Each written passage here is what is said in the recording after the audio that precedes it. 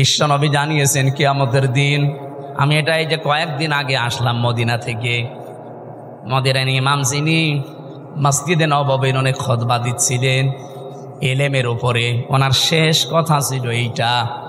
হাদিসটা উনি আরবিতে পড়ার পরে ব্যাখ্যা করছিলেন আবার আরবি দিয়ে। আমি বাংলায় বলছি, উনি যে কথা বললেন এটার সারমর্ম এটা, কিয়ামতের দিন আলেমদেরকে আল্লাহ যখন বিচার করবেন ওদেরকে আল্লাহ পর্দা দিয়ে ঘিরে নেবেন, আলাদাভাবে ঘিরে নিয়ে বলবে, মাওলানা এনামুল হক এই করেছিলি, জিজ্ঞাসা করবে এই করেছিলি, প্রত্যেকটা কথার জবাব দেওয়া লাগবে যে হ্যাঁ। রব্বুল আলামিন ওর মুখের কাকতি মিনতির দিকে তাকিয়ে বলবে, গোপনে তোরে মাফ করে দিলাম, কাউকে বলবি না, জান্নাতে চলে যা। কিন্তু সে আলেমও তো আবার থাকা লাগবে। আপনি যদি কোরআনের কোনো বক্তব্য জানার পরেও দুনিয়ার কোনো স্বার্থ পেয়ে সিদ্ধি পেয়ে যদি গোপন করে রাখেন, আপনি আল্লাহর দরবার আর আলেম নেই, আপনি পুরা জালেম হয়ে গেছেন। আল্লাহ শব্দটা উল্লেখ করলেন আজলাম, এটা সুপারলেটিভ ডিগ্রি, এর চাইতে বড় শব্দ আরবিতে আর হয় না। সব চাইতে বড় জালেম আল্লাহর কাছে ওই লোকটা যে তার জ্ঞান অনুযায়ী যোগ্যতা অনুযায়ী আমল করে না। এই জন্য যারা এখানে বসে আছে আলেম নাম নিয়ে, তাদের মর্যাদা আর সম্মান এমনি কামনা করি নাই। রব্বুল আলামিন যেন কিয়ামতের দিন ওই হাদিসের আলোকে আমাদেরকেও তার ভেতরে শামিল করে মাফ করে দেন। সামনে বসা মুসলমান ভাইরা, পর্দার আড়ালে সম্মানিতা মা এবং বোনেরা, প্রাণপ্রিয় নাটোরবাসী, আমার বাড়ি তো খুব বেশি দূরে না, কুষ্টিয়া। আমি কুষ্টিয়া থেকে অন্তত 1-150 কিলোমিটারের ভেতরে যদি আসি, আমার মনে হয় যে আমি বাড়ি বসে আছি। এর চাইতে একটু দূরে গেলে মনে হয় যে পাশের গ্রামে গেলাম। যেহেতু পাশাপাশি আছে, এখনো 100 কিলো হয়নি, 80 কিলো আর 15 কিলো, 95 কিলো। তো সেই হিসাবে আমার মনে হচ্ছে যে আমি কেবল ম্যাডামের কাছে খাবার খেয়ে এই যে উঠলাম। সুতরাং আমরা ঘন্টাখানিক সময় যাচ্ছি, একটু গরম লাগছে বেশি। পেছনে এখানে ফ্যানটাই যে এই জায়গায় দেওয়া যায় না, মানুষের ডিস্টার্ব হয় এই জায়গায়, অথবা এই যে এটা এই জায়গায় দেয়। আরে ভাই, কে কাকে কি বলেন? যারা দায়িত্বে আছে এদের বলেন না কেন? আর এখানে হাঁ করে বসে আছেন কোন কারণে? এই শিবির কি করেন আপনি? ধরেন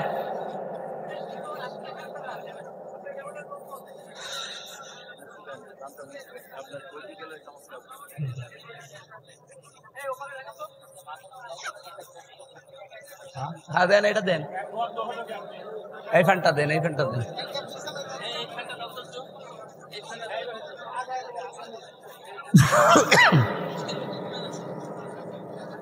এটা একটু সরিয়ে দেন, ঠিক আছে।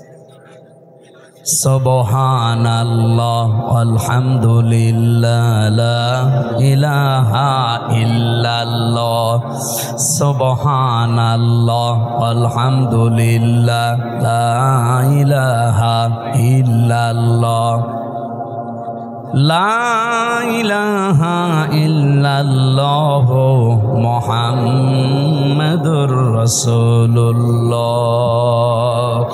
ঠিক আছে, আওয়াজ বন্ধ করে। হ্যাঁ, বসেন, এবার বসেন।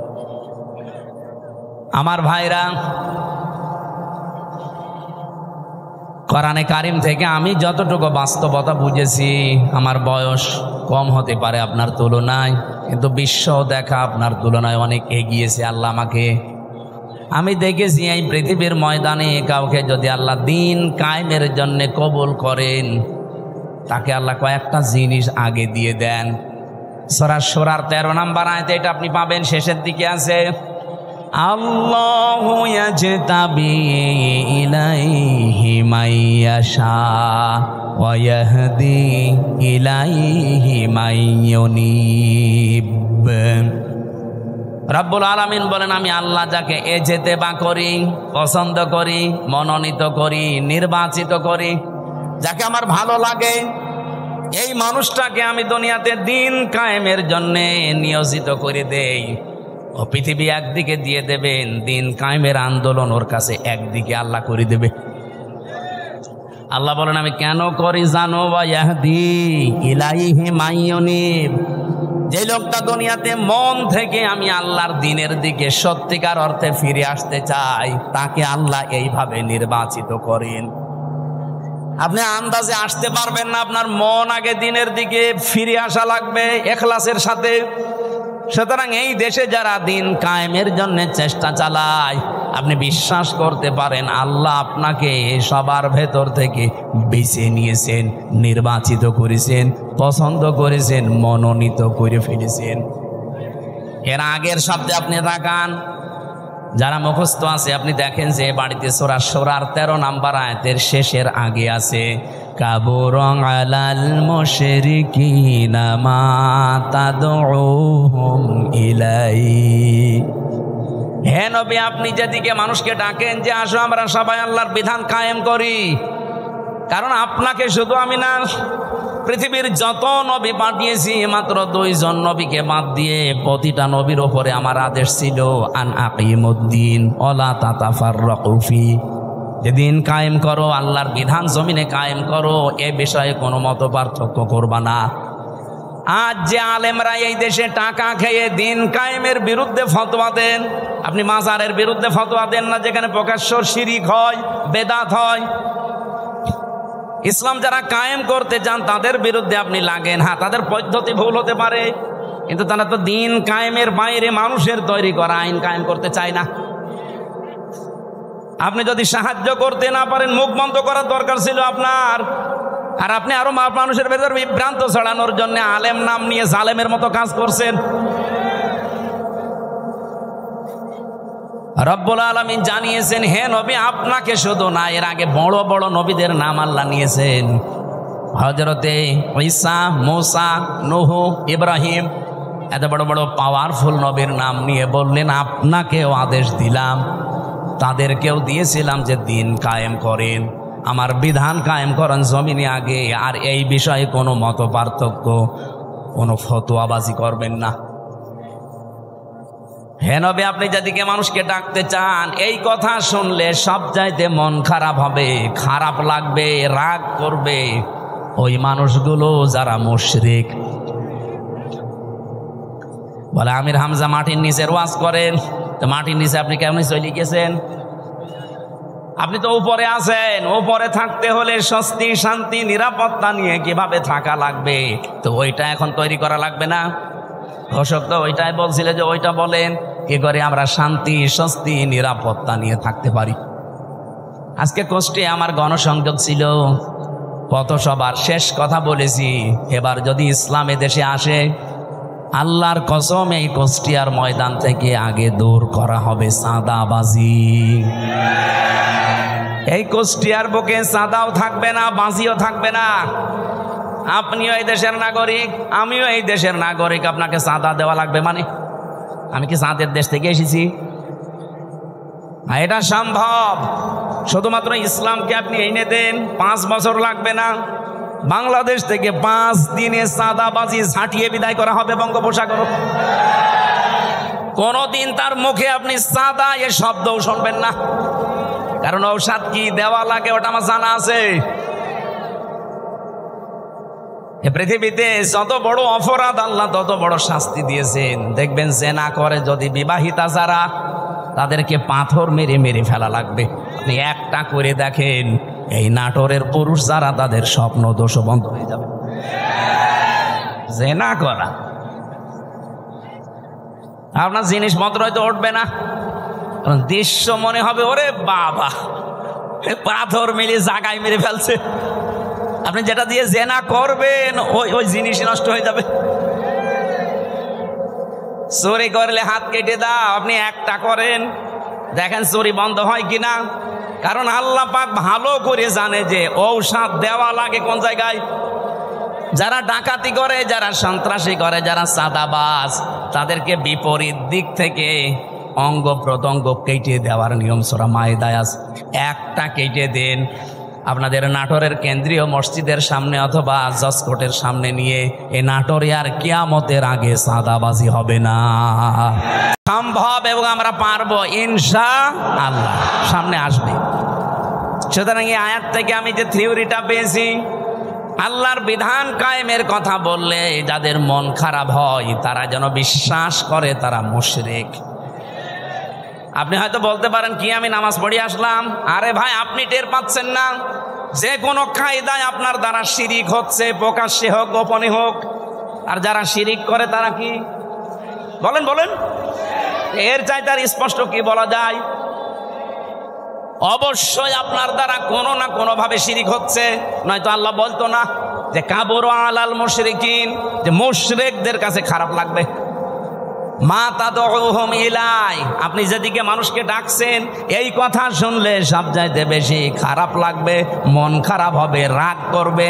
এমনকি ওয়াইদা তুতলা আলাইহিম আয়াতুনা বাজ্জিনাতিন তা'রিফু ফি ওয়ুজুহিল্লাযিনা কাফারুল মুনকার। এটা সূরা হজের 58 কি সূরা হজের 70-72 নম্বর আয়াতের ভেতরে আছে। রব্বুল আলামিন বলেন, হে নবী, যখন কোরআনের ব্যাখ্যাগুলো আপনি বিশ্লেষণগুলো তেলাওয়াত করে করে শোনাবেন, তখন দেখবেন যে মানুষগুলো বুঝে ফেলেছে যে কি বলতে চায়।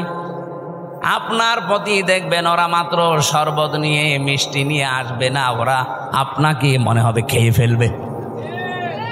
আমার তো মনে হচ্ছে আয়াতটা বাংলাদেশে এখন মিলে যাচ্ছে। বলে হুজুর কোরআনের কথা বলবেন, আমি কি এটা বাইরের কথা বললাম? কোরআনটা আমি আমার মন মতো গলা সুর দিয়ে আমি যখন তেলাওয়াত করি আপনার ভালো লাগে। ওটা মাতৃভাষায় বলতে গেলে আপনার কাছে মনে হয় যে নিজের দিকে যাচ্ছে, নিজের দিকে যায়। এই কারণে কারণ আপনি এই কাজগুলো দুনিয়ায় করেন। অনেক জেলায় যাওয়ার পরে আমার কানে কানে মুখ নিয়ে বলে, হুজুর আমার বিরুদ্ধে বলবেন না। আমি আপনার বিরুদ্ধে বলবো? আপনার আমি চিনি। কোথায় আমার বাড়ি কুষ্টিয়ায়, কোথায় আপনার বাড়ি সেই সিলেট, মৌলভীবাজার, সুনামগঞ্জ, সেই দোয়ারা বাজার, যেতেই লাগে 2 দিন। আমি আপনাকে জীবনে দেখিনি, চিনি না, আপনার বিরুদ্ধে বলবো কেন? যে না, আপনি যা বলেন আমি দেখি আমার বিরুদ্ধে যাই। তার মানে আপনি ওই কাজ করেছেন। জেলে যাওয়ার আগে একবার গিয়েছিলাম খুলনা রূপসা থানা। আমি আলোচনা শুরু করব হঠাৎ করে, সেই সময় তো একেবারে রমরমা জালেমদের, উনি ওই এলাকার সভাপতি, ওই ফ্যাসিস্টদের এসে আমারে বলছো, হুজুর মাটির নিচের ওয়াজ করবেন? আমি না। ওপরের ওয়াজ করবেন? হ্যাঁ। ওপরের ওয়াজ যদি করেন, ওপরে আপনাকে আমি একটা সাবজেক্ট বলে দেই, পারিবারিক জীবন নিয়ে কথা বলবেন। ঠিক আছে, আপনি আমার যেখানেই লাগাবেন আমি ঘুরে ফিরে দিন কায়েমের কথাই বলবো, কারণ এইটাই আসল কাজ। এইটা না হলে জীবনেও এই দেশে বসবাস করার উপযুক্ত পরিবেশ আপনি পাবেন না। বলেন তো, খালি 2 জন নবী বাদ দিয়ে পৃথিবীর কোন নবীর জীবনে আমি পড়ে পাইনি যে তাকে আল্লাহ আদেশ দেয়। প্রত্যেকটা নবীকে, খালি 2 জন নবীকে আল্লাহ বলেন না, একটা আদম আলাইহিস সালাম আর একটা সুলাইমান নবী। কারণ আদম নবীর সময় মানুষজন ছিল না, আর সুলাইমান নবী ওনার বাবার কাছ থেকে রাজত্ব পেয়েছিলেন, তো উনি আবার কি কায়েম করবে?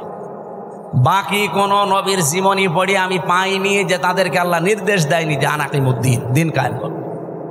নামাজ পড়া যেমন ফরজ, এমনকি বহু নবীর জীবনে আমি পড়েছি তাদের জীবনে নামাজ ছিল না, তাদের জীবনে রোজা ছিল না, কিন্তু তাদের জীবনে দিন আল্লাহর বিধান কায়েম করা লাগবে এইটা ছিল। আল্লাহর বিধান আরো আছে যেগুলো, ওইগুলো।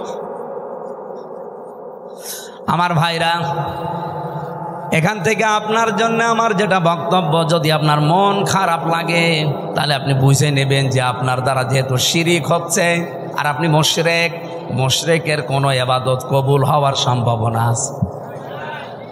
এতটুকু বললেন কি আছে আপনি জানেন? কোরআনে কারিমে এত কঠিন কথা মুশরিকদের বিরুদ্ধে, অকদিমনা ইলা মা আমিলু মিন আমালিন ফাজআলনাহু হাবাআম মানসুরা। কিয়ামতের দিন মুশরিকদের আমল নামাটা আল্লাহ এভাবে দেখবে, যেই দেখবে শিরিকের ওটা ধুলি কণার মতো মুখের উপরে নিক্ষেপ করবে। আজ তো শুনতে খারাপ লাগছে, কিয়ামতে কোটি কোটি মানুষের সামনে যখন নিজের কাজ কারবার ধোলার মতো নিক্ষেপ হবে তখন টের পাবেন। সব চাইতে বড় আশ্চর্য কথা কোরআনে মুশরিকদের বিরুদ্ধে, ইন্নাহু মাইয়ুশরিক বিল্লাহ ফাকাদ হারামাল্লাহু আলাইহিল জান্নাহ ওয়া মাআওয়াহুন নার। রব্বুল আলামিন বলেন, আমি আল্লাহ নিজে হারাম করে দিয়েছি জান্নাতটা মুশরিকদের জন্য। অথচ বাংলাদেশে বহু মানুষ যে শিরিক করে ও জানেও না। এই জন্যই তো তাফসীর মাহফিলের আয়োজন করেছে। আমরা জেনে হোক না জেনে হোক শিরিক করে যদি মুশরিকি হয়ে যায়, তা কিসের ঈদগাহ মাহফিল দিয়েছেন, কিসের মসজিদ বানাচ্ছেন? আশা করছে আপনার আজকে বিবেক খুলবে। আরে ভাই, আপনি আমল না করেন, ইমানটা নিয়েও যদি যেতে পারেন, তাও তো জাহান্নামে যাওয়া লাগবে না। আর ইমানও আপনি এনেছেন, শিরিকও করছেন, আপনি জান্নাত আপনার জন্য হারাম। এতটুকু আল্লাহ যদি শেষ করে দিতেন, আমি আয়াত বলতাম না, ও মাওয়াহুন নার, আল্লাহ তার আশ্রয়স্থল বানাবে জাহান্নাম। আমার তো আয়াত পড়ার পরেই বাংলাদেশের দিকে তাকিয়ে ভয় হয়। এদেশের বহু মানুষ অলরেডি শিরিক করে জাহান্নামী হয়ে গেছে। নাটোরবাসী বড় ভালোবাসি আপনাদের পাশের জেলা। খুব ভালো করে খেয়াল করে দেখেন শিরিক জীবনে হচ্ছে কিনা। বলতে পারেন যে না, আমার জীবনে শিরিক নেই। কে বলেছে আপনাকে? শিরিকের এক কথায় জবাব হচ্ছে, আল্লাহ যেটা পারে ওইটা অন্য কেউ পারে, এই কথা বিশ্বাস করার নাম শিরিক। বলেন এবার আপনার জীবনে আছে কিনা? এখানে খুব বেশি নড়াচড়া হচ্ছে না, বন্ধ করে দেন। আল্লাহ যেটা পারে পৃথিবীর অন্য কেউ এটা পারে, এই বিশ্বাস করার নাম, বলেন বলেন, আপনি দেখেন তো আপনার ভেতরে আছে কিনা। সন্তান দিতে পারে কে? পৃথিবীর অন্য কারো ক্ষমতা আছে? সে মরা পীর হোক আর জীবিত পীর হোক। এমনকি কত মানুষ দেখি জেনে কি না জেনে করে আমি জানি না, আমার এসে বলো হুজুর আপেল পড়িয়ে দিন। কেন? সেদিন বগুড়াতে পেয়েছিলাম, এক লোক এসে আপেল নিয়েছে, হুজুর আপেল পড়িয়ে দেন। কেন? আমার বারবার 4টা মেয়ে হয়েছে, আমি খুব আশা করে আসি এবার যেন ছেলে হয়। আপনি এমন আপেল পড়বেন যেন এবার ছেলে হয়। আপেল পড়িয়েছিলাম, সূরা ফাতিহা দিয়ে ফু দিয়ে ফেলে দিলাম। আপেল কই? ফেলে দিস। ফেলে দিলেন মানে? আরে ভাই, আপেল পড়ে যদি ছেলে হয় তা আমার 3টা মেয়ে হইতো না? আমার তো আগে ছেলে হইতো। ম্যাডামরা শুধু আপেল খাওয়াতাম। কি বিশ্বাস মানুষের! আমির হামজা না, আমির হামজার বাবা আপেল পড়লে ছেলে হবে? বলেন, এটা দেওয়ার দায়িত্ব কার? এর একচ্ছত্র মালিকানা অন্য কাউকে আল্লাহ দেয়নি। একটা একটা করে আমি কয়েকটা বলবো শুধু শিক্ষার জন্যে। 2 নম্বরে, আল্লাহ যেটা পারে ওটা অন্য কেউ যেহেতু পারে না। আর কেউ যদি মনে করে যে অন্য কেউ পারে, তাহলে সে শিরিক করলো। আর শিরিক করলে সে কি? বলেন বলেন। মুশরিকের জন্য জান্নাত হারাম, জাহান্নাম ওয়াজিব। মুশরিকের কাছে খারাপ লাগবে আল্লাহর বিধানের কথা কায়েম এ কথা বললেই। এ কথাগুলো কার? একটাও কি আমি বানিয়েছি? না, সব দলিল দিয়েছি। কিন্তু আমি সূরা শুরার 13 নম্বর আয়াতের শেষের দিকে, সূরা মায়েদায় আছে, প্রত্যেকটা আয়াতে আল্লাহ সাজিয়ে দিয়েছেন একটা একটা করে। সূরা ফুরকানের 23 নম্বর আয়াতে আছে। এই জন্য বাড়ি যে আয়াতগুলো মিলিয়ে দেখবেন আপনার ভেতরে যেন শিরিক চলে না আসে। আমার এবার প্রশ্ন 2 নাম্বার, এই জমিন বানিয়েছে কে? এখানে অন্য কারো হালকা কোনো সাহায্য আছে না। আপনি হিন্দুকেও জিজ্ঞাসা করেন, উনিও বলবে এই জমিন আল্লাহ বানিয়েছে। আল্লাহ যদি নাও বলে ভগবান বানিয়েছে। তো ওরা যাদের ভগবান বলে, আমরা আল্লাহ বলি, জিনিস একই। ওরা হয়তো ওই বাপ দাদার নিয়ম নীতি মেনে আসতেছে, এই জন্যে সরাসরি বলতে পারে না। এই দিন জমার নামাজ পড়িয়েছি কুষ্টিয়ায়। ওখানে 100 ঘর হিন্দু, কয়েক ঘর মুসলমান একটা মসজিদ বানিয়েছে। ওরা মন্দির দেখাতে নিয়ে গেল। বড় বড় যারা মানে হর্তা কর্তা সব এসে বলছে, আপনার ওয়াজ আমরা শুনি। ওয়ালা ইন সাআলতাহুম মান খালাকাস সামাওয়াতি ওয়াল আরদা লা ইয়াকুলুন্না আল্লাহ। হে নবী, আপনি যদি আবু সেহেলকেও জিজ্ঞাসা করেন আসমান জমিন কে বানিয়েছে, ও বলবে আল্লাহ বানিয়েছে। তো ওদের ভেতরেও দেখলাম হ্যাঁ এরকম একটা পরিবেশ আছে, কিন্তু মুখ ফুটে বলতে পারছে না। সবার ভেতরে আমার আল্লাহ আছে, কিন্তু এই মানুষটা হয়তো তার পরিবার অথবা তার সমাজের কারণে মুখ ফুটে বলতে পারে না। যাদের বিবেকটা কাজে লেগে যায় ওদেরকে আর থামাতে পারে না। সেদিন যশোরের এক কলেজের অধ্যাপক হিন্দু, ওনারে বলেছিলাম যে স্যার আপনি তো বিসিএস ক্যাডার, আপনার জ্ঞান আছে আমি জানি, আপনি আমার ধর্মীয় গ্রন্থ কোরআন আরবিতে পড়ার দরকার নেই, আপনি পড়তে পারবেন না, আপনাকে আমি ইংরেজি ভার্সন দিচ্ছি অথবা বাংলা, একবার বুঝে বুঝে পড়াটা পড়বেন। 3 মাস সময় দিয়েছিলাম যে 3 মাস পরে আপনার সাথে আমি দেখা করব। 3 মাস পরে দেখি আল্লাহর বান্দা নিজের থেকেই মুসলমান হয়ে গেছে। এজন্য বিবেক যদি হালকা কাজে লাগে ওরে আর আপনি ধরে রাখতে পারবেন না। কারণ পৃথিবীর মানুষ সবাই জানে যে পৃথিবীর সব ধর্মগুলো ভুয়া ধর্ম, বানানো ধর্ম, শুধু ইসলাম আল্লাহ পাঠিয়েছেন। এই জন্য অন্যান্য ধর্মে যারা আছে বাইরের দেশগুলোতে গেলে আমি দেখেছি খ্রিস্টানদের সাথে আমি কথা বলেছি, ইহুদিদের সাথে বসে কথা বলেছি, ওদের চেহারা দেখলে আপনি জীবনও টের পাবেন না যে ইহুদি। আমার তো আর জব্বা কত বড়, আমার চাইতে বড় জব্বা গায়ে দেয়। আমার তো আর দাড়ি কয়টা, আবার দাঁড়িয়ে পর্যন্ত মাথায় পাগড়ি বাঁধা, ওর স্ত্রীর সাথে আছে 5-6টা ছেলে মেয়ে, হাত মোছা পা মোছা পরা, দেখলে মনে হবে যে জিবরাইলের ছোট ভাই। নাম জিজ্ঞাসা করি যখন তখন টের পাই যেত ইহুদি। যেই বলি যে আপনার নবীর নাম কি, বলে জোসেফ। জোসেফ মানে মোসা। ইহুদি মোসা আলাইহিস সালামের অনুসারী দাবি করে। এই তখন বুঝি আরে তো মুসলমান নাম। জোসেফ বলছে মানে মোসা নবীকে মেনে চলে ওরা, যদিও মোসা কেউ মানে না। খ্রিস্টানদের সাথে দেখা হয়েছিল আমেরিকায়, জিজ্ঞাসা করলাম ভাই ইংরেজিতে হ্যালো ব্রাদার, ওনারে আমি যত ভালো প্রশ্ন করলাম একটা একটা করে। প্রথম প্রশ্ন ছিল যে আপনার হোয়াট ইজ ইউর নেম। ওনার নাম বলার পরে আমি টের পেয়েছি যে না এ মুসলমান না। কারণ ইহুদির নামের সিরিয়াল আমি জানি, খ্রিস্টানদের নামের সিরিয়াল আমি জানি, বৌদ্ধদের নামের সিরিয়াল আমি জানি। এর নাম শুনলেই বুঝি।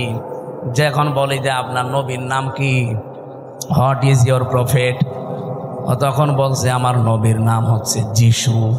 যিশু মানে ঈসা। বলেন তো এই যে মানুষগুলোকে প্রথমে দেখলে আপনি জীবনও সাইন করতে পারবেন না।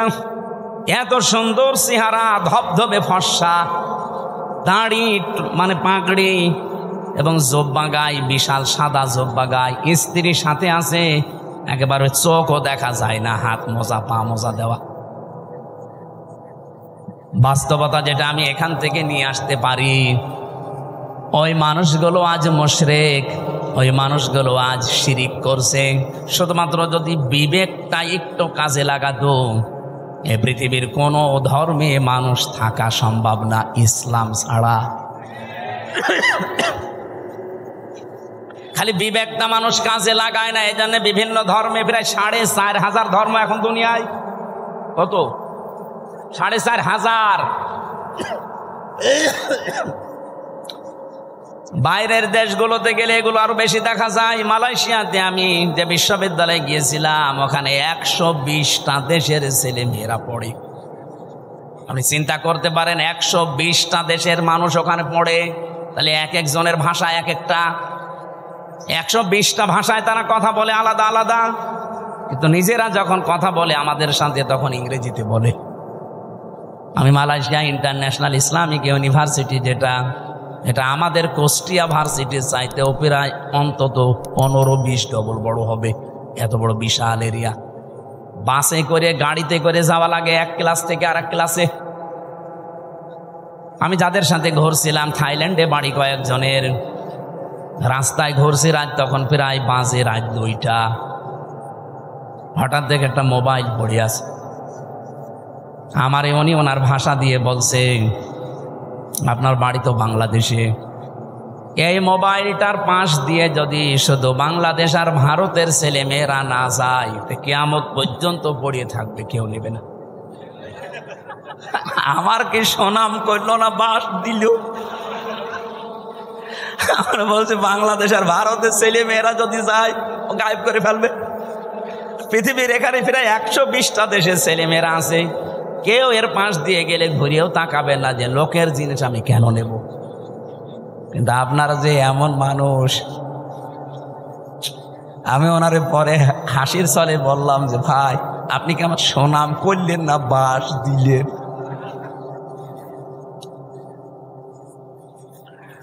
আমি যে কথা তুলেছিলাম, আজ বিবেকটা কাজে লাগিয়ে একটা বিসিএস ক্যাডার মাত্র 3 মাসের ভেতরে, উনি আরবিও পড়ে নাই, শুধু বাংলা আর ইংরেজি ভার্সন পড়ে অলরেডি মুসলমান হয়ে গেছে।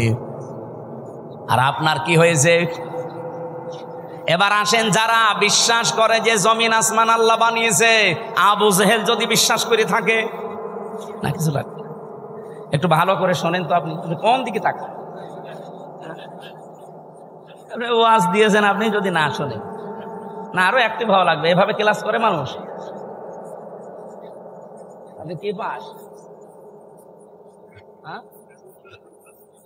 না?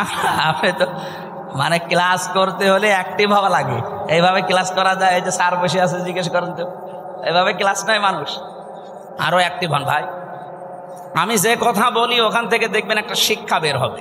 আমি আন্দাজে কোনো কথা পাঁচাল পারি না, অবশ্যই এখানে একটা শিক্ষা আছে, নাই তো বলতাম না। কি আছে সেইটা বের করার জন্য এই যে আন্টি শান্টি করছি। রব্বুল আলামিন বলেন, যেহেতু আসমান আর জমিন আমি বানিয়েছি, আলাহুল খালাক ওয়াল আমরু তাবারাকাল্লাহু রব্বুল আলামিন।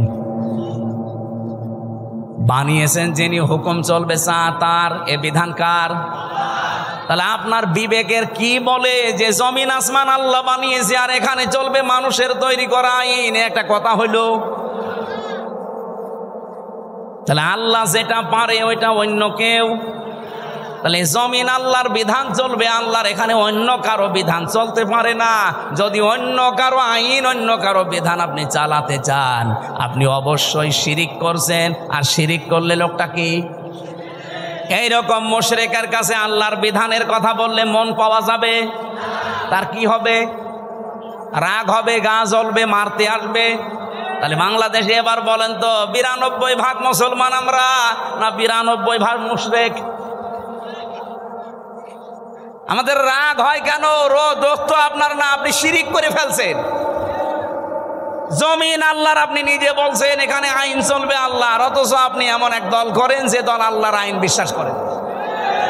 তাহলে আপনার শিরিক হচ্ছে না?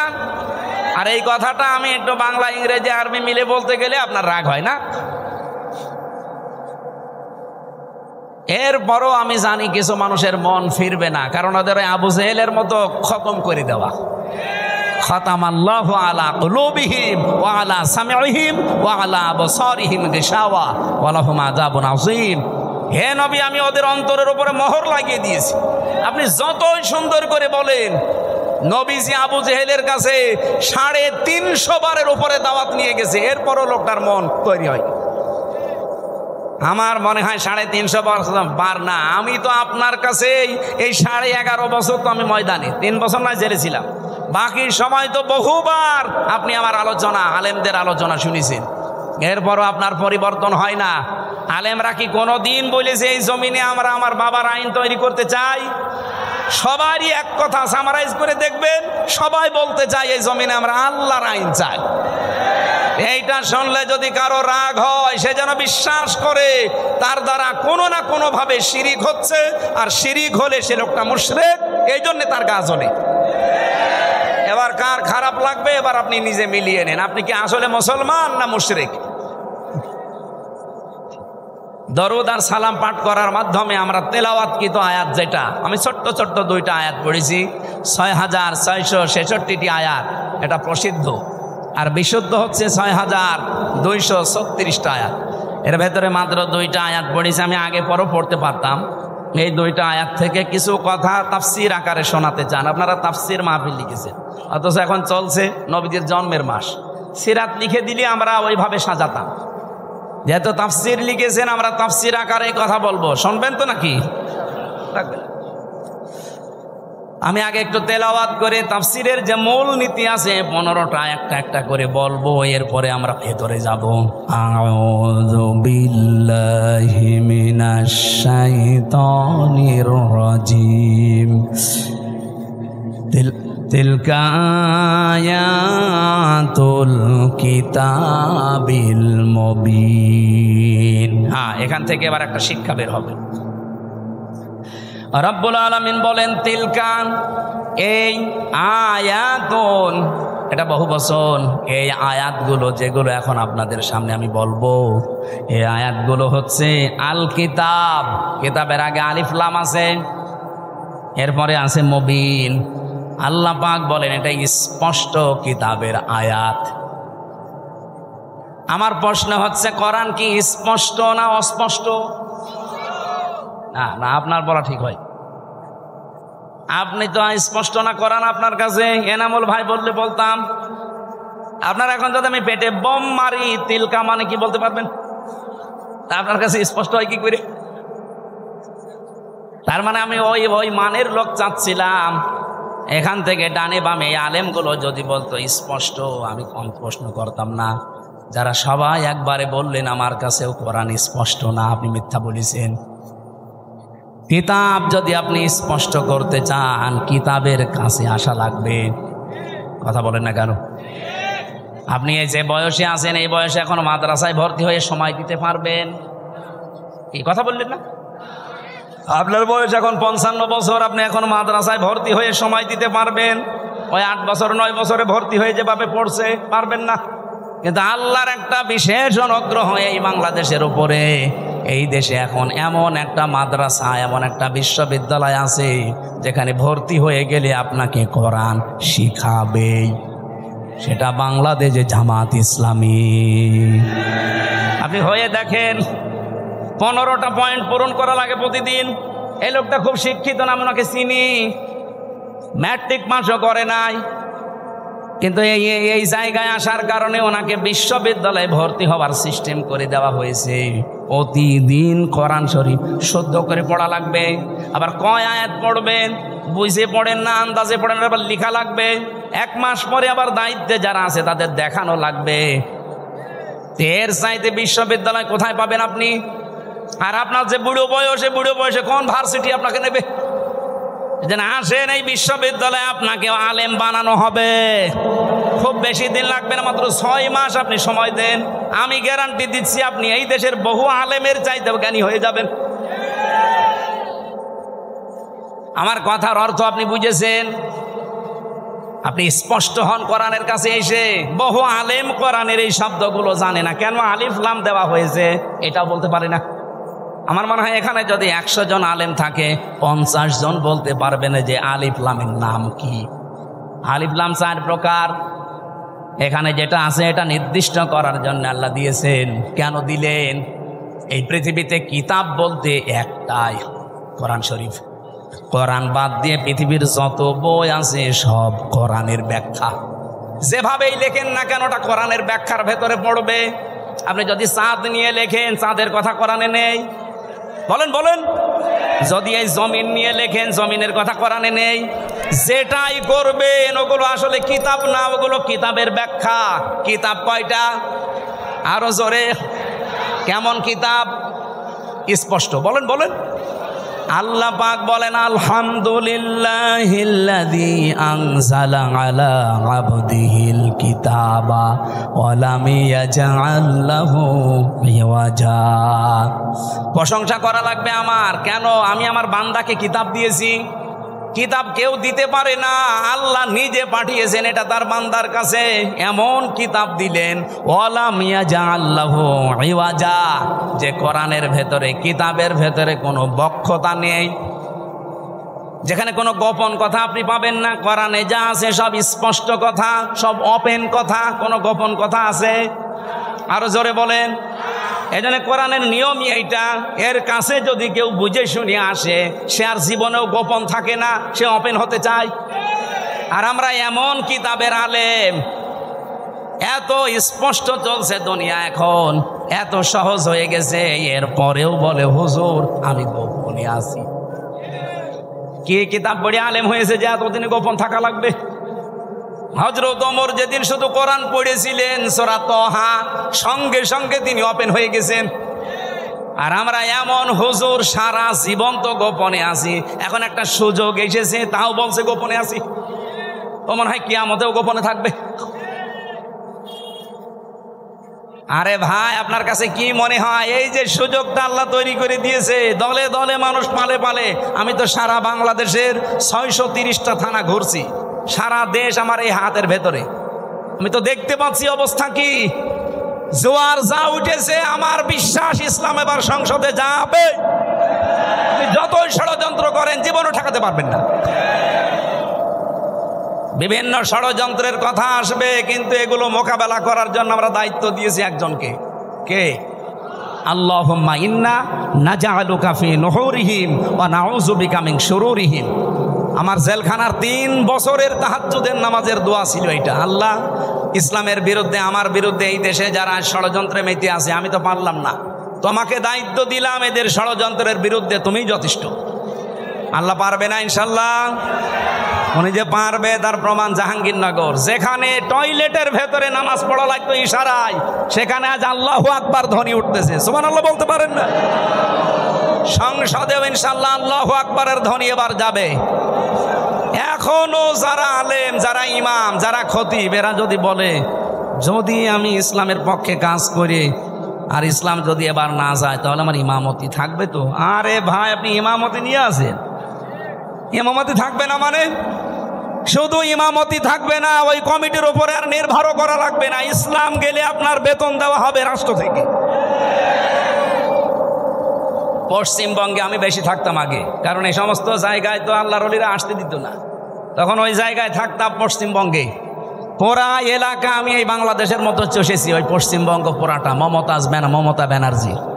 ওই দেশের ইমামদের সাথে, খতিবদের সাথে মিলে দেখলাম আর একটা হিন্দু দেশ, অথচ ওখানে ইমাম, মুয়াজ্জিন, খাদেম আর খতিব 4 জনের বেতন দেওয়া হয় রাষ্ট্র থেকে।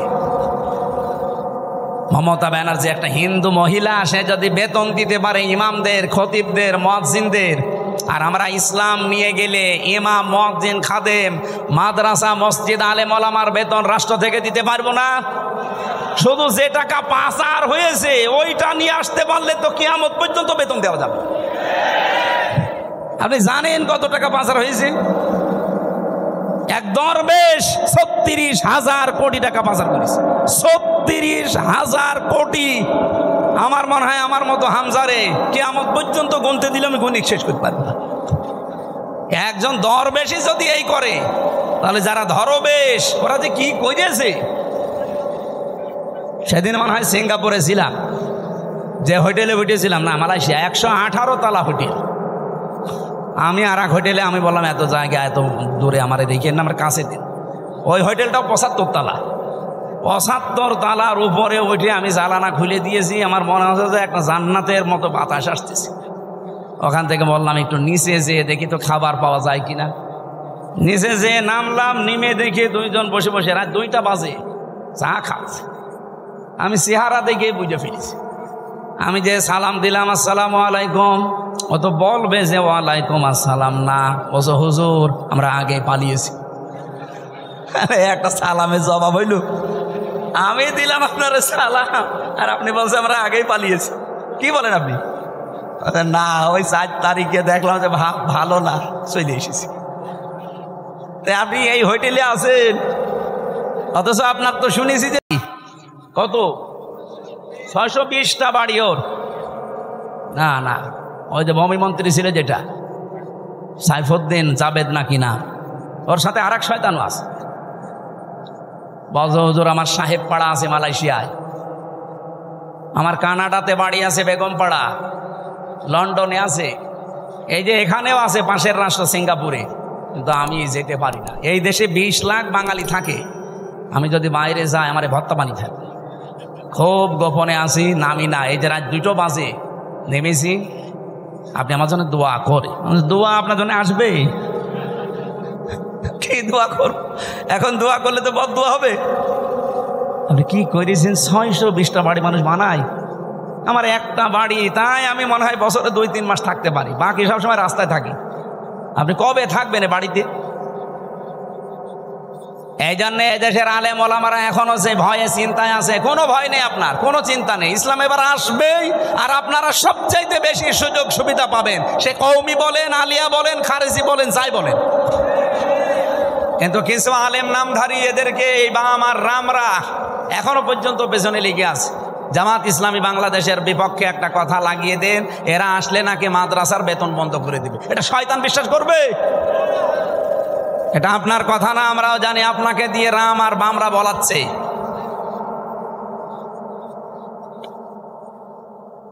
আমার ভাইরা, এখানে কিতাব যেহেতু স্পষ্ট, আমরা স্পষ্ট কথা এবার বলবো। এটা যদি কেউ রাজনীতির গন্ধ খুঁজে মনে করেন এটাও আমাদের মতো ধান্দাবাজি, এক চোর আর একজনকেও চোর মনে করে, এই কথা বলেন না কেন? আমি তো কোরআনের আয়াত দিয়ে স্পষ্ট কথাই বলবো এবার। কিন্তু আপনার ভেতরে দোষ আছে, আপনি মনে করবেন আমিও মনে হয় আপনার মতো ধান্দাবাজ। না, আপনার মতো ধান্দাবাজ বাংলাদেশ জামাত ইসলামীতে নেই। কারণ এই দেশে জামাত ইসলামী একমাত্র দল যারা গ্যারান্টি দিয়েছে যদি এই দেশে রাষ্ট্র ক্ষমতায় তারা যেতে পারে, 1 টাকার মালিক তারা হবে না। আমিরে জামাত ঘোষণা দেয়নি যে এই দেশ থেকে যদি কেউ এমপি হয়, মন্ত্রী হয় জামাত ইসলামী থেকে, 5 বছরে তাদের 1 টাকা বাড়বে না। অন্য কোনো দলের লোক এই ঘোষণা দিক, ওই দল থেকে এমপি দাঁড়াবে না। কি কথা বলেন না কেন? আমার নিজের আসনে একজন আছে, উনি ঘোষণা দিয়েছে এই সিট রক্ষা করার জন্য আমি দরকার হয় 50 কোটি টাকা খরচ করব। আপনার কি লাভ? আমার 1 টাকা খরচও নেই, তোলার ধান্দাও নেই। আর আপনি 50 কোটি টাকা যদি খরচ করেন, আল্লাহর কসম আপনি 100 কোটি টাকা মারবেন। এরকম মারিং কাটিং যারা, তাদের মতো আমরা হব এবার? বলেন বলেন। ওরা তো আমাদেরকে এইটাই মনে করে, এই জন্য ট্যাগ দেয় যেটা আমরা নাকি ইসলাম নিয়ে আমরা ব্যবসা করি। কে বলিস আপনাকে? আমরা ইসলাম নিয়ে ব্যবসা করি না, আমরা জান্নাতের টিকিট বিক্রি করি না। জান্নাতে যাওয়া যায় কি করে? আমরা রাস্তা দেখাই। আপনি এভাবে দেখান, আপনারটাও মানুষ যাবে। আপনি দেখাতে পারেন না, আপনি শুধু আছেন মারিং কাটিং এর ধান্দায়। বাবা শাহজালাল কুত্তা বিড়াল সব হালাল, সব হালাল করে নিয়েছে। কুত্তা বিড়াল কি সব হালাল? কিন্তু মানুষের কাছে তো মনে হচ্ছে সব হালাল হয়ে গিয়েছে। আল্লাহ এত শত শত ঘটনা দিয়েছেন কোরআনে, তার ভেতরে একটা ঘটনা আমাদেরকে শোনাচ্ছেন আশার সঞ্চার করার জন্যে। দেখেন তো আপনারা আশা জাগে কিনা। নাতলু আলাইকা মিন নাবাই মূসা ওয়া ফিরআউনা বিল হক। নাতলু মানে আমি তেলাওয়াত করছি। কে বলেন বলেন? আল্লাহ বলেন আমি তেলাওয়াত করছি আলাইকা, আপনার কাছে বা আপনার উপরে আমি তেলাওয়াত করছি আপনার নিকটে। মিন নাবাই ঘটনা থেকে। কার ঘটনা? মূসা ওয়া ফিরআউনা, মূসা এবং ফেরাউনের বিল হাক্কি, সত্য ঘটনা। তার মানে এখন যেটা বলা হবে এটা মিথ্যা। বলেন বলেন। আল্লাহ বলেন আমি সত্য ঘটনাটাও যেমন তেমন ভাবে না, যথাযথভাবে তোমাদেরকে আমি শোনাচ্ছি। হ্যাঁ, এটা শুনলে কি হবে? লিকৌমি ইউমিনুন, যে জাতির ভেতরে আমি আল্লাহর প্রতি বিশ্বাস আছে এই ইমানদারদের জন্য আমি বর্ণনা করছি। কি হয়েছিল শোনো, তোমরা তো ওই সময় ছিলে না। ইন্না ফিরআউনা আলা ফিল আরদি, অবশ্যই ফেরাউন এই জমিনের ভেতরে ছিল একজন স্বৈরাচার, সন্ত্রাসী, সীমা লঙ্ঘনকারী। আমি একটা শব্দ যদি বানিয়ে বলি, যারা এখানে বসেন তাদের জিজ্ঞাসা করেন, আমি আয়াতটা বাংলাদেশের সাথে মিলিয়েছি। বলেন তো আল্লাহ 1500 বছর আগে না হাজার হাজার বছর আগের ঘটনা এটা? এই নাজিলি হয়েছে এই ঘটনাটা 1500 বছর আগে। তিনি বললেন এই পৃথিবীর জমিনে একজন ফেরাউন ছিল, সে ছিল সীমা লঙ্ঘনকারী। কি করেছিল সে? ওয়াজাআলা আহলাহা শিয়া, এই জমিনে ওর দেশের মানুষের ভেতরে দলে বিদলে মানুষকে বিভক্ত করে রেখেছিল। আমাদের বাংলাদেশের দিকে তাকানি, 54 বছরে বহু মানুষ এই দেশে দায়িত্বে এসেছে, তাদের একমাত্র টার্গেট ছিল ইসলাম যেন এক জায়গায় হতে না পারে। এবার একটু এই 8টা দল ইসলামী এগুলো একটু এক জায়গায় এসেছে, অনেকের মাথা খারাপ হয়ে গেছে। ফেরাউনের অভ্যাস ছিল এইবার কর্মসূচি দিয়ে রেখেছিল এরা যেন এক জায়গায় হতে না পারে, এদের দলে বিদলে বিভক্ত করতে করতে ছোট ছোট দল বানিয়ে দাও। এ বাংলাদেশে এমনও দল আছে উনি সভাপতি, ওনার ছেলে সেক্রেটারি, আর কেউ নেই। কি আমি বানিয়ে বললাম? জেলখানায় আমার সাথে একজনের দেখা হয়েছিল, ওনার নাম আব্দুল মতিন, উনি হচ্ছে আল্লাহর দলের সভাপতি সারা বাংলাদেশের। ওনারে বললাম যে ভাই আপনি তো সভাপতি, সেক্রেটারি কে? বলছে আমার ছেলে। আর লোক বলছে আর কেউ নেই। ওইটাও একটা দল, আল্লাহর দল। এরকম দলে বিদলে বিভক্ত করে রেখেছে। 73টা দল চলছে বাংলাদেশে এখন, শুধু নিবন্ধিত দল 49টা। বাংলাদেশে আরো যেগুলো আছে আমি সেই দিন হিসাব করে দেখলাম 73টার উপরে। তাহলে এই যে ফেরাউন এই কাজ করেছিল হাজার হাজার বছর আগে, আর এই লেডিস ফেরাউনও আমাদেরকে দলে বিদলে বিভক্ত করে রেখেছিল এই কয় বছরে। ফেরাউনের সাথে দেশের কাজ মিলছে না। ফেরাউনের কাজ আর একটা ছিল,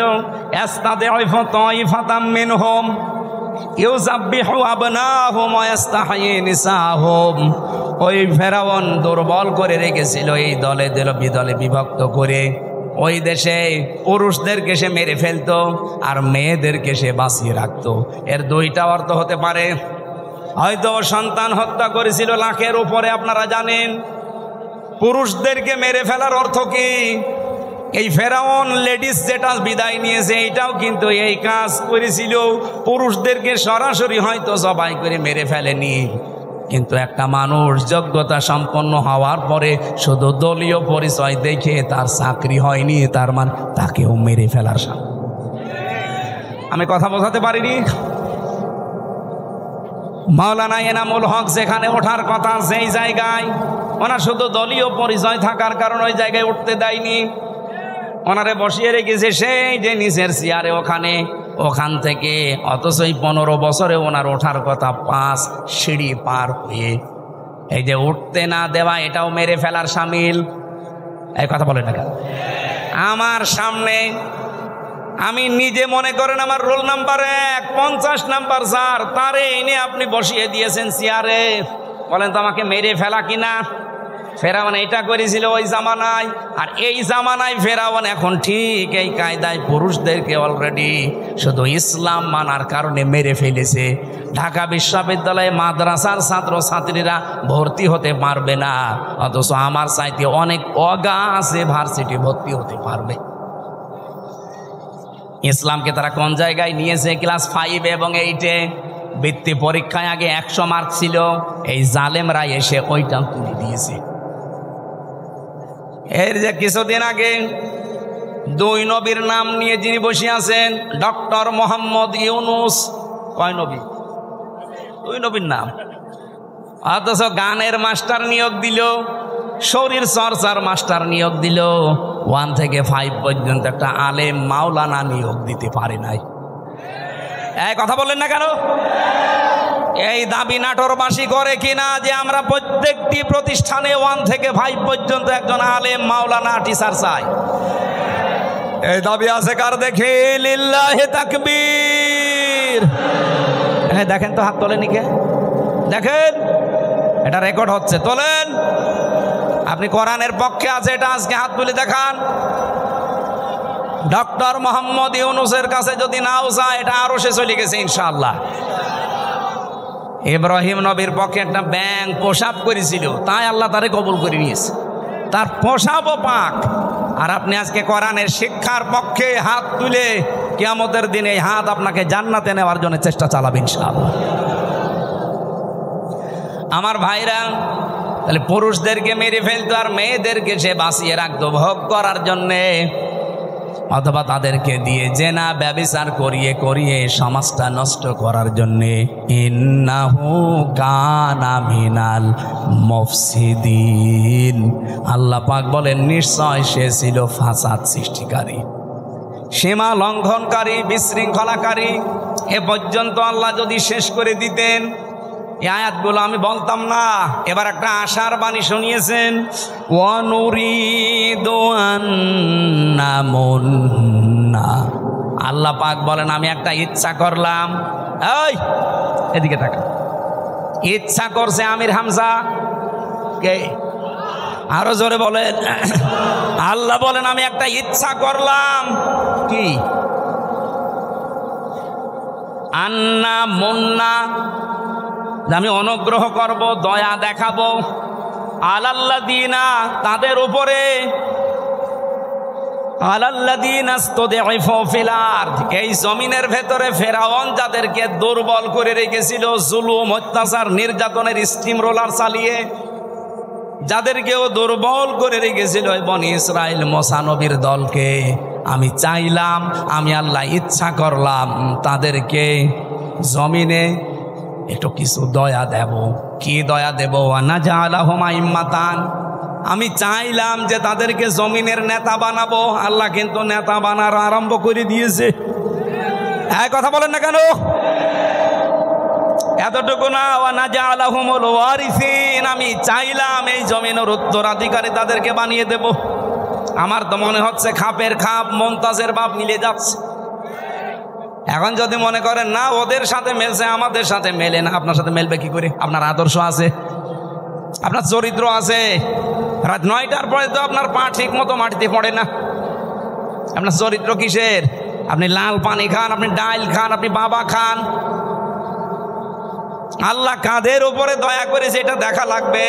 যাদের উপরে ফেরাউন জুলুম, অত্যাচার, নির্যাতনের স্টিম রালি চালিয়েছিল, আমার তো মনে হচ্ছে 54 বছরে যাদের উপরে মিথ্যা তহমত দিয়ে, উল্টাপাল্টা কথা দিয়ে জাতির কাছ থেকে আলাদা করে রেখেছিল, বিশেষ করে 15.5 বছরে সবচাইতে বেশি জুলুম, অত্যাচার, নির্যাতন যে দলের উপরে করা হয়েছে, ওই দলকে আল্লাহ একটা অনুগ্রহ দিয়ে তাদেরকে জমিনের নেতা বানাবে এবং শাসন ক্ষমতা তুলে দেবে।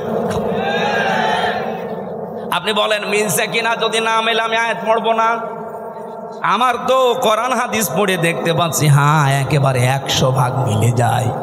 অনুমাক্কিনা লাহুম ফিল আরদ, আল্লাহ বলেন আমি চাইলাম জমিনে আমি তাদেরকে ক্ষমতায় বসাবো। অনুরিয়া ফিরআউনা ও হামানা ও জুনুদাহুমা, আর আমি দেখাবো ফেরাউনকে, হামানকে, হামান মানে মন্ত্রী, ফেরাউনকে আল্লাহ দেখাবে। এখন লেডিস ফেরাউন এখনো বেঁচে আছে, ওকে আল্লাহ দেখাবে। এমনকি ওর মন্ত্রী পরিষদ যারা পালিয়ে আছে তাদেরকেও দেখাবে। ও জুনুদাহুমা, এমনকি তার সৈন্যবাহিনী, তার দলের লোক যারা, তাদেরকেও আল্লাহ নিজে দেখাবে। এখানে ফাইল কর্তা আল্লাহ নিজে। কি করবেন? মিনহুম মা কানু ইয়াহযারুন, যাদেরকে নিয়ে ওরা সবসময় ভয়ে থাকতো, যাদের বিরুদ্ধে মিথ্যা তহমত দিয়ে জাতির কাছ থেকে আলাদা করে রাখতো, আল্লাহ তাদেরকে বসিয়ে ওদেরকে দেখাবে। এ সিদ্ধান্ত কার? আপনার রাগ হয় কোন কারণে? আজ ডাকশো, জাকশো, রাখশো, চাকশো, শাকশো, সব জায়গায় যদি বিজয়ীরা হয়, এ সিদ্ধান্ত নিয়েছেন কে? আরো জোরে। আপনার রাগ হয় কোন কারণে? আল্লাহ সিদ্ধান্ত নিয়ে এটা করছে, জমিনের শাসন ক্ষমতা আল্লাহ তাদের দেবে। এ জমিনের উত্তরাধিকারী এবার হবে ইসলাম। আরো জোরে বলেন ঠিক কিনা? এটা দেখতে চান না চর্মচোখে? 54 বছর তো বিভিন্ন জিনিস আমরা আনকমন দেখেছি, এবার একটু দেখি না কেমন কি লাগে। খালি ইসলাম 5 বছর লাগবে না, 2 বছর চলবে। এই বাংলাদেশ মিনি জান্নাত যদি না হয়, আপনাই আমার কাছ থেকে বুঝে নেবেন। খালি 2 বছর চলতে দেন কোরআনটা দিয়ে। 500 আইন আছে এর ভেতরে। 151 জন যদি এবার যেতে পারে না কোরআন বুকে নিয়ে, এদেশ ঠান্ডা করতে কাউকে লাগবে না, 151 জনই যথেষ্ট। এক অধিবেশনে একটা করে আইন পাশ হবে, আর বাংলাদেশের মানুষের ভাগ্যের চাকা খুলে যাবে। মালয়েশিয়ার মতো দেশ 2004 সাল থেকে 21 বছরে তারা দাঁড়িয়ে গেছে, আর আমরা 54 বছরে দাঁড়াতে পারি নাই, শুধু এই ডাকাতদের কারণে। 1628 জন মানুষ এখন দায়িত্বে আছে। এই মানুষগুলো হযরত ওমরের মতো বানিয়ে দেন, আল্লাহর কসম এই দেশটা মিনি জান্নাত হয়ে যাবে। প্রশাসনের উপরে যেই মানুষগুলো এখন দায়িত্বে আছে, এদের উপরে যে বৈষম্য চলছে, ইসলাম আসলে এটা প্রথম দূর করা হবে। এই যে পুলিশের 2,13,000 পুলিশ আছে। আগের জামানার কথা বাদ দিলাম, জালেমদের সময়, এখন প্রায় 2 লাখ পুলিশই অন্তত ভালো, 13,000 একটু খারাপ আছে। এর বড় ওরা যে বাম হাতের ইনকাম করে, শুধু দোষ ওদের না, আমরা কোরআনে কারিমকে এবার যদি সত্যি জায়গা মতো নিয়ে যেতে পারি, সর্বপ্রথম হাত দেওয়া হবে এই দেশের প্রশাসনে। ওদের প্রথম কাজ হবে ওরা মেনে চলবে ওদের আইজির কমান্ড। বাংলাদেশে কোনো নেতা খেতা কোনো নেত্রীর কথা ওদের শোনা লাগবে না। 2 নম্বরে 8 ঘন্টা ডিউটির পরে যেই কয় ঘন্টা ওরা ডিউটি করে জনগণের জন্য ওভার টাইম হিসাবে মাস শেষে বেতন দেওয়া লাগবে। 3 নম্বরে এই যে আজ নাটোর নলডাঙ্গা থানা থেকে এটা কয় কিলো জানি না আমি, কয় কিলো, 4 কিলো, এই 4-8 কিলো পথ ওরা এখানে এসেছে, এখানে থাকবে সারাদিন। মনে করেন সে দুপুরবেলা এসে এগুলো দেখছে, ওদের খাবার দাবার নাস্তা, এরপরে এই যাওয়া আসার যে বিল, এগুলো কিন্তু ওদের নিজেদের পকেটের টাকা।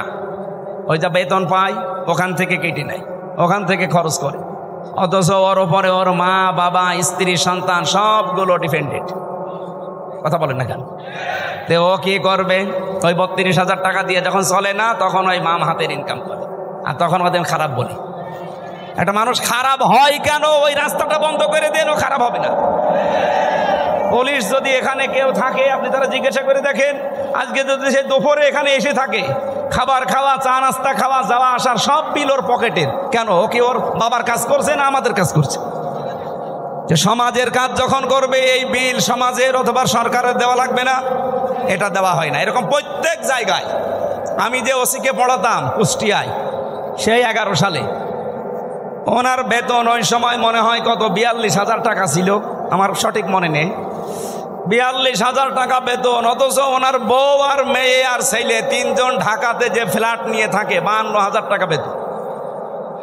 তো কি ফেরেশতা জিবরাইল দিয়ে যাবে?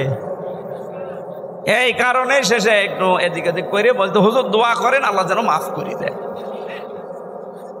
আমরা এবার আর দোয়া না, এবার একেবারে এই যে 151 জন যদি যেতে পারে, একটা একটা করে আইন পাশ হবে, আপনারাও শান্তিতে থাকবেন।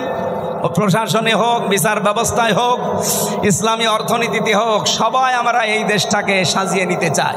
সুতরাং এই দেশে আর চাঁদাবাজি হবে না, এদেশে মানুষ মার্ডার হবে না, ধর্ষণ বললাম না, সব নদশ বন্ধ হয়ে যাবে।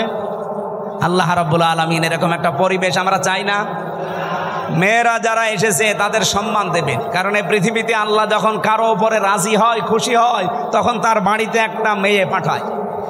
সুতরাং আমার প্রতি আল্লাহ খুশি হয়েছে, আমার বিশ্বাস, কারণ 3টা মেয়ে আল্লাহ আমাকে দিয়েছেন।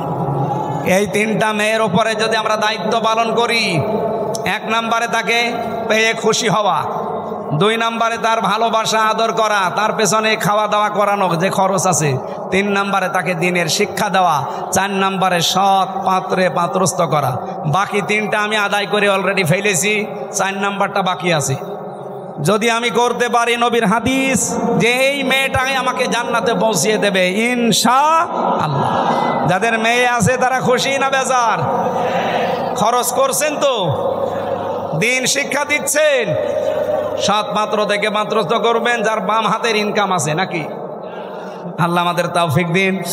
রাত গভীর হয়ে গেছে, মেয়েদের আরো বিস্তারিত বলতে পারতাম, আমার গলা ব্যথা করছে। মেয়েদের এই বইটা লিখেছি আমি। দাম্পত্য জীবনে যে মারামারি, গন্ডগোল, কলহ, খালি ঝগড়া, এটা মেটাতে হয় কি করে, এখানে 120 পৃষ্ঠা আছে। দাম্পত্য জীবনে কলহ এবং তার সমাধান, এটা একটা মেয়েদের জন্য, একটা ছেলেদের জন্য, আর এইটা শুধুমাত্র মেয়েদের জন্য। এই যে আদর্শ নারী, এই স্টেজের পেছনে আছে বা গাড়িতে আছে, যাওয়ার সময় নিয়ে ওনাদেরকে পড়াবেন। আশা করছি পরিবারে শান্তি ফিরে আসবে। আল্লাহুম্মা আমিন। লা ইলাহা ইল্লা আনতা সুবহানাক ইন্নী কুনতু মিনাজ জালিমিন। এই মোনাজাতটা বসে করেন ভাই, মোনাজাতটা বসে করেন। রাত 11:10 বাজে, বসেন বসেন, মোনাজাতটা বসে করেন। রব্বানা আতিনা ফিদ দুনিয়া হাসানা ওয়া ফিল আখিরাতি হাসানা ওয়া কিনা আযাবান নার। রব্বুল আলামিন, সারা জীবন অপরাধ করে জীবনটা নষ্ট করে ফেলেছি। কোরআন কারীম শুনতে এসে বহু আশা নিয়ে আজকে হাত তুললাম। আল্লাহ, কোরআনের দিকে তাকিয়ে যেভাবে চাতক পাখির মতো বসে শুনছিলাম, এই দিকে তাকিয়ে হলো আজকে মাফ করে দাও। পেছনের অপরাধগুলো শুধু মাফ করে দিও না, জায়গাটা নেকি দিয়ে পাল্টিয়ে দাও। এ মাহফিলে যে সদস্যগুলো আছে, এরাই টাকা পয়সা দিয়ে কোরআনের এই বিশাল আয়োজন। রব্বুল আলামিন এদের টাকা পয়সাগুলো ওসমানের সাথে কবুল করো। রব্বুল আলামিন এই সন্তানদেরকে যে মা পেটে নিয়েছে মায়ের পেট তুমি খাদিজাতুল কুবরার মতো বানিয়ে দাও। আয় আল্লাহ তাআলা এলাকায় মাটির নিচে যত মানুষ ঘুমিয়ে আছে কবরগুলো জান্নাতুল ফেরদাউস বানিয়ে দাও। 3টা বছর জালেমের জেলখানায় আমি নিজে এখনো অসুস্থ হয়ে আছি, আমার স্বাভাবিক অবস্থায় ফিরিয়ে দাও। আমার কণ্ঠটা আল্লাহ তুমি ভিক্ষা দাও, কোরআনের হক কথাগুলো যেন বলতে পারি নির্ভয়ে সততার সাথে ইখলাসের সাথে, আমারে তুমি তৌফিক দাও। সম্মানিত মা বোন যারা এসেছেন এদেরকে আয়েশার মতো ফাতিমাতুজ জাহরার মতো বানিয়ে দাও। অনেকে আমরা অসুস্থ আছি, মেহেরবানি করে শেফায়ে কামেলা আজেলা নসিব করো। এলাকায় যারা বসবাস করে দল মত নির্বিশেষে সব এক হবার তৌফিক দাও যে এবার তোমার বিধান কায়েম করব। সম্মানিত সভাপতি জনাব মাওলানা ইনামুল হক তোমার হাসি বান্দা কবুল করো। সহসভাপতি যারা অনেক আলেমের নাম দেখলাম, প্রধান অতিথি বিশেষ অতিথি আল্লাহ যত আলেম এখানে কথা বলেছে মাওলানা আব্দুল মজিদ ভাই সহ প্রত্যেকটি আলেমকে মঞ্জুর করো। আজকে মাওলানা জহরুল ইসলাম তহা বিন জহরুল ইসলাম এসেছে, আল্লাহ মঞ্জুর করো। রব্বুল আলামিন আমার মেয়েটা অসুস্থ ছোটটা, মেহেরবানি করে শেফায়ে কামেলা আজেলা নসিব করো। আমার মা অসুস্থ হয়ে পড়ে আছে,